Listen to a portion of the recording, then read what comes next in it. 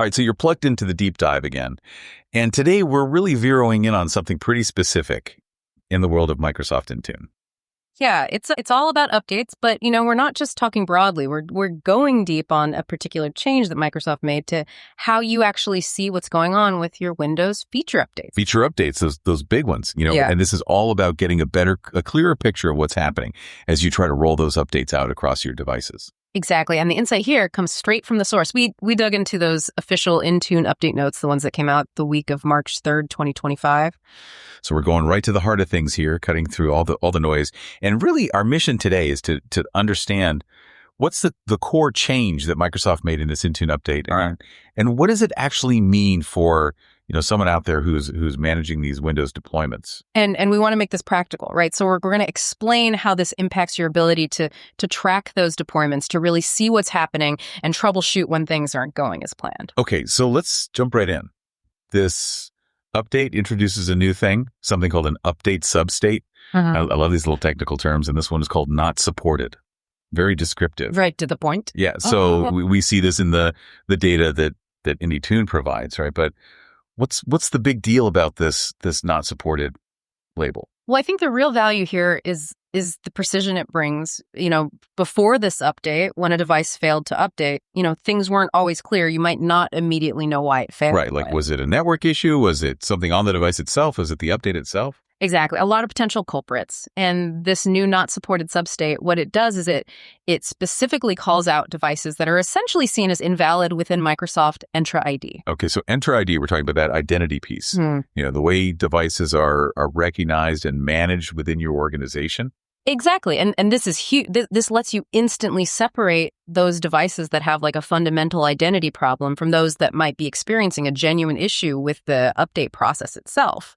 So if I'm looking at my Intune reports and I see a device that has that not supported tag on it, that's a pretty clear signal that, hey, maybe I need to check that device's status and Entra ID before I start digging into, log files and all sorts of complex troubleshooting steps. Absolutely. It's like a first line of triage. Is this an identity problem or is this an update problem? So it saves us time and potentially a lot of frustration too. Yeah, for sure. And to really appreciate how this new substate works, I think it's helpful to remind ourselves of the two main types of data that feed into that feature updates report in Intune. Okay, so you talk about those different sources of information that Intune uses to paint that overall picture of what's happening with updates. Exactly. So we've got two streams of information. The first one is the service-based data that's coming straight from Windows Update itself. And this is the near real-time stuff, right? The Intune notes mentioned that it usually shows up within an hour. Yeah, it's super fast. And that gives you some valuable insights right away. You get to see things like if there are devices that are struggling to even register with Windows Update, those will pop up in a separate report called the Feature Update Failures Report.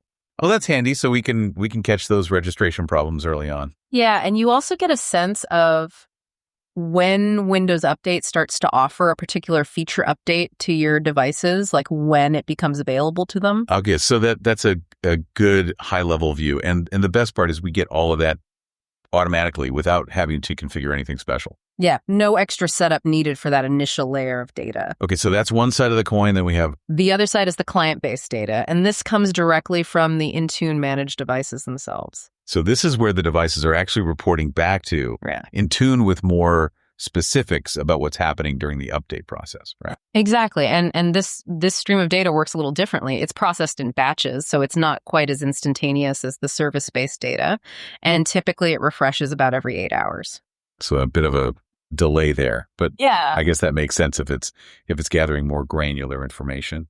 Right. And another important point is that to get this client-based data, you have to make sure that your devices are actually configured to send it back to Intune.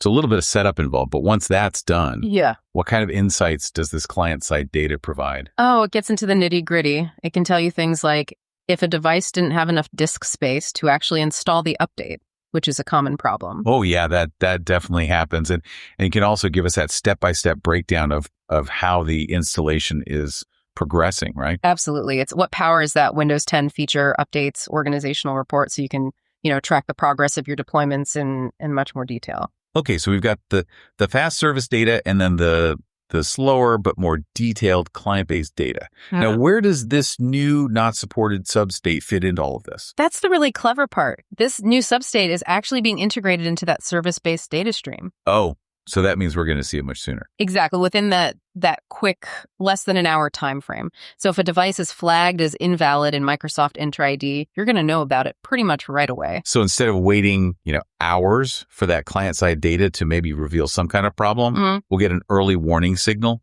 If there's an identity issue that's blocking the update from even starting. It's like a proactive alert. Tackle those identity problems head on, and you might prevent a whole bunch of downstream update headaches. That's got to be music to the ears of IT support teams. Oh, yeah. And think about it this way. You're also getting a much clearer picture of your overall update compliance because you're no longer lumping those devices with identity problems into the same bucket as devices that are genuinely failing to update. Oh, well, that's a good point. It's like filtering out the noise so we can focus on the real issues. Exactly. So to sum it all up, what we have here is the addition of this not supported substate in the Intune feature updates report.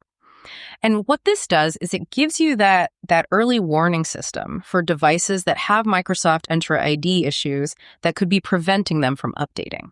And for anyone listening out there who's dealing with these updates on a daily basis, the key takeaway here is that this update should help you pinpoint the root cause of update problems much faster. It's all about working smarter, not harder, right? Instead of getting bogged down in troubleshooting what appears to be an update failure, you can quickly determine if the real problem is actually with the device's identity in Microsoft Entra ID. And by addressing those Entra ID issues, you're essentially clearing the path for updates to install smoothly. It's all about getting those devices into a healthy state so they can actually receive and install those future updates without any hiccups. So here's something to ponder as we wrap up.